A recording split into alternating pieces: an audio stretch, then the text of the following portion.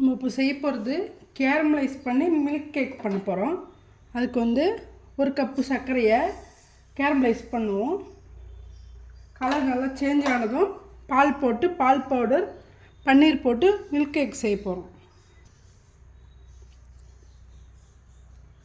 இந்த சர்க்கரை நல்லா எல்லா பக்கமும் கொஞ்சம் ஸ்ப்ரெட் பண்ணி விடுங்க.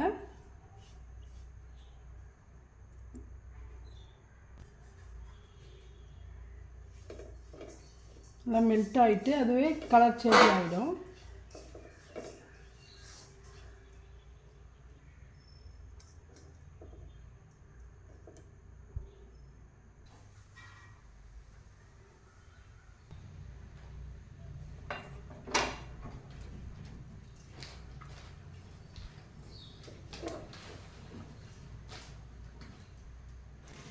கலர் நல்லா சேஞ்ச் ஆகிடுச்சு.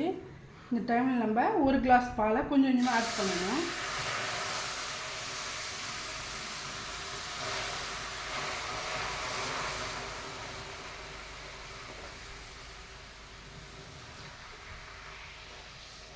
ஆட் பண்ணி கொஞ்சம் மிக்ஸ் பண்ணினே இருக்கணும். எல்லா பாலும் ஊற்றியாச்சு. ஊற்றிட்டு இது நல்லா கரைச்சி எடுத்துருங்க. இது மாதிரி கரைச்ச பாலை கொஞ்சம் நல்லா ஸ்டவ் ஆஃப் பண்ணிவிட்டு ஆற வச்சுக்கோங்க.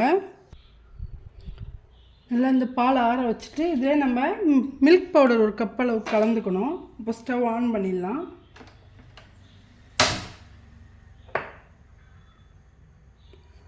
மில்க் பவுடரை இதில் நல்லா மிக்ஸ் பண்ணிக்கலாம்.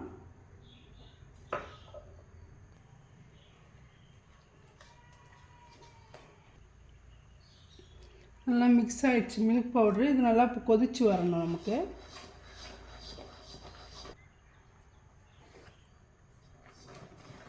மில்க் பவுட்ரு இதில் ஆட் பண்ணியாச்சு. நல்லா கொதிச்சு வருது. ஒரு 200 கிராம் அளவுக்கு பன்னீர் நல்லா இது மாதிரி துருவிட்டு அதில் ஆட் பண்ணிக்கலாம்.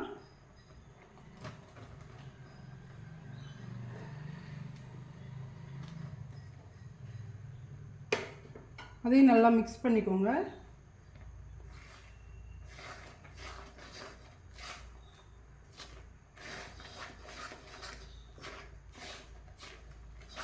நல்லா கலந்து நல்லா திக்காகி வரும்போது நம்ம எடுத்து பிளேட்டில் மாற்றிக்கலாம்.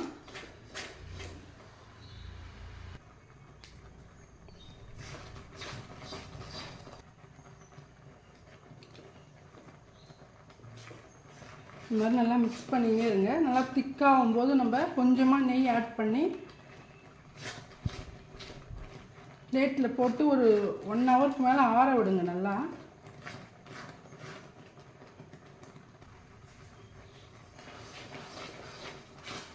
திக்காகிடுச்சு பாருங்கள். இன்னும் கொஞ்சம் திக்காகணும். இன்னும் கொஞ்சம் நல்லா திக்காகி சுருண்டு வரணும். அந்த டைமில் நம்ம ஒரு அரை ஸ்பூன் அளவுக்கு நெய் போட்டு கிண்டிடலாம். இது மாதிரி நல்லா திக்காகணும். நல்லா கேரமலைஸ் ஆன கலாக்கண்ட் ரெடி ஆகிடுச்சு. இது நல்லா ஆற வச்சுட்டு பிளேட்டில் போட்டு கட் பண்ணால் ரெடி ஆகிடும்.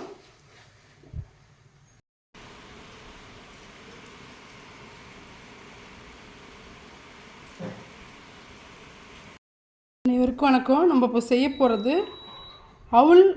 அவுள் பொட்டுக்கடலை அரிசி மாவு போட்டு முறுக்கு செய்ய போகிறோம். ஃபஸ்ட்டு நம்ம அவுளை நல்லா வறுத்துக்கலாம்.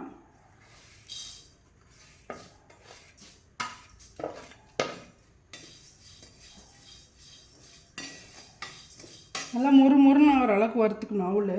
அதுக்கப்புறம் பொட்டுக்கடலை போட்டு நல்லா வறுத்துக்கலாம்.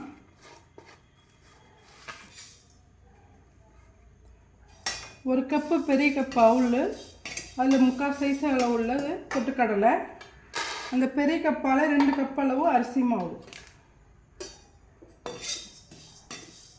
நல்லா இது முறுமுறுன்னு ஆகிற வரைக்கும் கலர் மாறக்கூடாது. அப்படியே வறுத்துக்கலாம். இதில் பொட்டுக்கடலையும் போட்டுக்கிறேன்.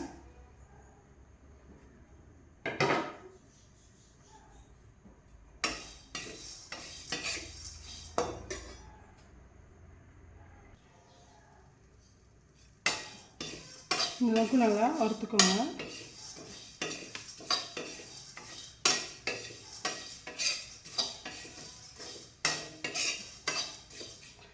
சூடு ஏறட்டுன்னு நம்ம எடுத்து அரைச்சிடலாம். மாவு மாதிரி அரைச்சிடணும். பாருங்கள், இது மாதிரி இருக்கிறத நம்ம அரைச்சிட்டு வந்துடலாம். இதுக்குன்னு நம்ம 2 கப்பு அரிசி மாவு போட்டு வச்சுருக்கோம். அதில் இந்த மாவும் போட்டு நல்லா சலிச்சிக்கலாம். சலிச்சிட்டு வெண்ணெய் போட்டு கொஞ்சம் எள்ளு, கருப்பு வெள்ளை எள்ளு எது இருந்தாலும் போட்டுக்கலாம். மஞ்சள் பொடி கொஞ்சம், மிளகாத்தூள் கொஞ்சம், உப்பு கொஞ்சம் போட்டுட்டு நல்லா பிசைஞ்சிடணும். சலிச்சிட்டு உப்பு போட்டுட்டேன். இந்த டிஷ்ஷுக்கு தேவையான உப்பு போட்டுக்கலாம். அதுக்கப்புறம் கொஞ்சம் மிளகாய் பொடி, கொஞ்சம் காரத்துக்கு,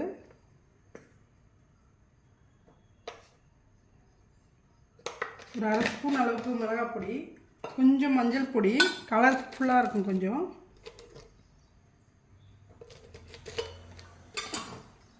இதிலே வெண்ணெய் போட்டுக்கோங்க. வெண்ணெய் ஒரு 2 ஸ்பூன் அளவு. வெண்ணெய் இல்லைன்னா நெய், இல்லை அப்படி இல்லைன்னா ஆயில் நல்லா சூடு பண்ணி இதில் மேலே ஊற்றிடுங்க. வெண்ணெய் போட்டால் நல்லா டேஸ்ட்டாக இருக்கும்.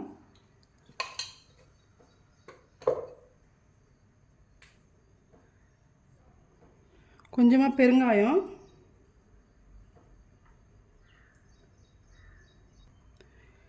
எள்ளு கொஞ்சம், கருப்பு எள்ளு இருந்தாலும் நல்லாயிருக்கும், வெள்ளை எள்ளு போட்டிருக்கேன் நான்.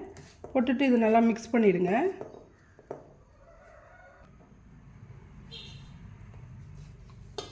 மேலே மிக்ஸ் பண்ணிவிட்டு கொஞ்சமாக தண்ணி போட்டுக்கோங்க. முறுக்கு மாவு பதத்துக்கு பிசைஞ்சிக்கலாம்.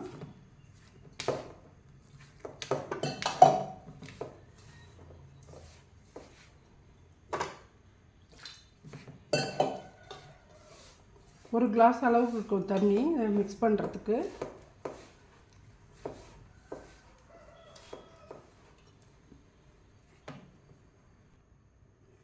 மாவு இது மாதிரி ரெடி பண்ணிவிட்டு முறுக்கச்சில் இது மாதிரி போட்டுக்கோங்க.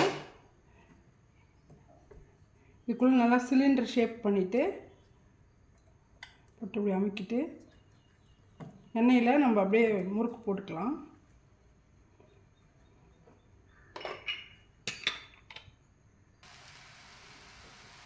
இது மாதிரி நமக்கு எந்த ஷேப் வேணுமோ எண்ணெயில் இது பண்ணி விட்டுக்குங்க.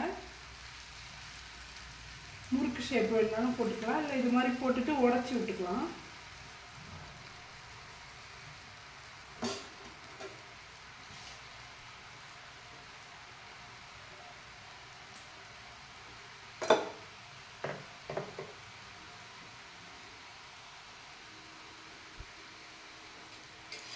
ஒரு சைடு வேகட்டுன்னு மறுபடியும் திருப்பிடுங்க.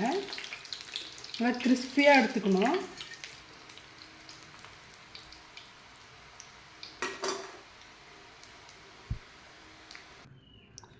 பாருங்கள், சுவையான அவல் முறுக்கு ரெடி ஆயிடுச்சு. இந்த வீடியோ பிடிச்சிருந்தா லைக் பண்ணுங்கள், ஷேர் பண்ணுங்கள், கமெண்ட் பண்ணுங்கள், சப்ஸ்கிரைப் பண்ண மறக்காதீங்க. நன்றி.